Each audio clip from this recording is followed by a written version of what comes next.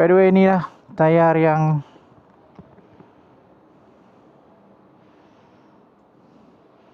aku decide untuk pakai Angel GT. Ada sebab kenapa aku pakai tayar ni sebenarnya.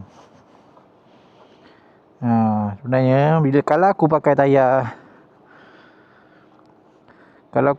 tayar untuk corner, nanti aku lupa diri.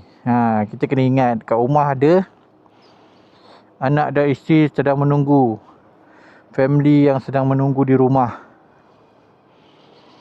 So bila tayar tu bukan untuk corner, jadi aku tak corner secara berbahaya.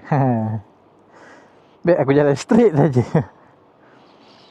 Ingat tu. Sebab tu aku pakai tayar ni. Bukan aku tak nak pakai tayar corner. Nampak tak? Itu alasan-alasan orang yang tak ada duit. Buat alasan je lah kau ni.